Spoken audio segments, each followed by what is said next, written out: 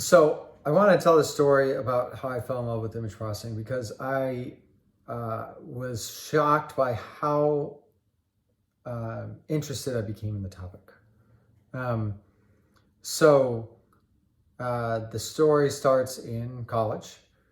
I was halfway through or I was not even halfway through. I was halfway through my sophomore semester studying mechanical engineering, and I had taken a statics class, and I decided I was bored, that it just was not challenging enough.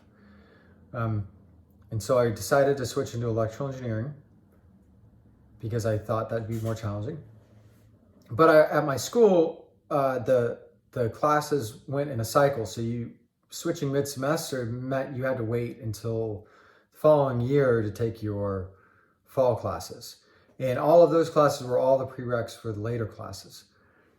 But I looked at the chart for the electrical engineering degree, and in the chart it said that I could take a communications course. It was communication theory, and this is for signal processing. And so I said I had the math background for this. I had taken the advanced math. Can I take the class? And for some reason they let me. And I took the class and I was completely overwhelmed. I didn't know what I was doing.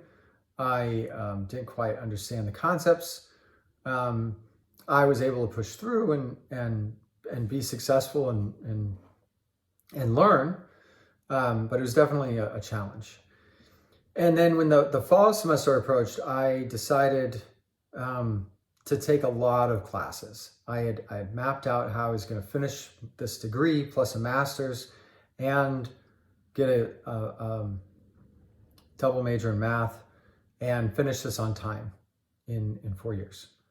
So, I mean, really ahead of time because I was also finishing a master's, but I was really wanted to get to my PhD program. I didn't know where I was going to go, but I really wanted to go there. So I took an image processing course because, again, the prerequisite was this communications course. So I took this while I'm taking sophomore level classes, and this was the problem. We had an autonomous robot, and you had to do the navigation, find the lines, tell you where to go. I didn't know how to program. I learned how to program so I could do these problems. I learned how to program in MATLAB. I read through help menus. I'd sit there for hours doing this. All other subjects in school became uninteresting. I had to focus if I wanted a project to be interesting, I had to find a way to get it to be image processing in some way. So this image is, the image on the top left is a scene from this robot. And then in the top right, there's a function I wrote to remove orange barrels. It also removes the LiDAR on the front of the vehicle. And then I do some thresholding, and I get this, the bottom left, I clear out a lot of the noise in the barrels, and then I do a final threshold for the lines. And this image on the bottom right went into, or rather the coordinates went into a navigation program to drive the vehicle. So this was the book. I was in love with this book. I must have read it a few times. My book has bookmarkers, sticky notes, written notes all throughout. The spine is cracked. It's the most used book I have. And most of the books I have from undergrad, I didn't read. In fact, I gave them away because they don't hold value for me anymore. Well, I didn't give this book away. This book is so sentimental to me, and it really taught me so much. So even seeing the cover, I'm just, like if I met either of the authors, I would feel like I was meeting a celebrity. And so this turned into my senior design project, or our senior design project. It was a team of 9 people, and I was doing all the image processing.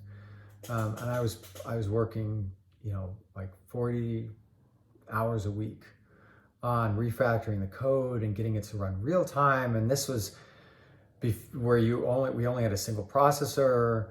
I changed all the images to 16-bit, unsigned 16 bits. I figured out how to do thresholding on those without using the caret. Apparently using the caret is a little bit slower than using a way to threshold using unsigned integers. I rewrote so many functions. The final code was 3,000 lines long, but it ran in real time. It ran at 30 frames per second. Or no, it ran just a little bit slower than that. It took 43 milliseconds to process a frame. But that was okay because our navigation ran at 15 frames a second refresh. So it didn't matter that I was effectively running it real time. And then in the competition, we ended up with third place overall, and our vehicle actually went pretty far, considering the multiple problems that we had with it. I was very much in love. So then I went to grad school, and I worked on a face scanner. So this is a 3D face scanner that you walk through. At the time, all the 3D face scanners would have a laser line and scan your face down, or have two cameras, and each had their own problems. With two cameras, motion blur became a problem. With a laser scanning your face, motion blur was also a problem. But with this system, I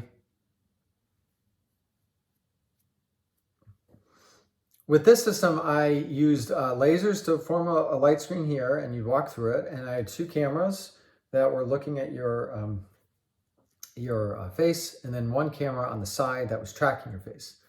And then all my cameras, I had to run it in low resolution at 100 frames per second, which is probably why I had some fire driver problems with these.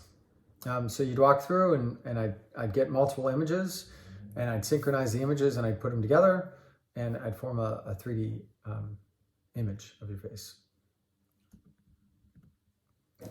So that's really been my initial driving passion, and this passion has propelled me into data science.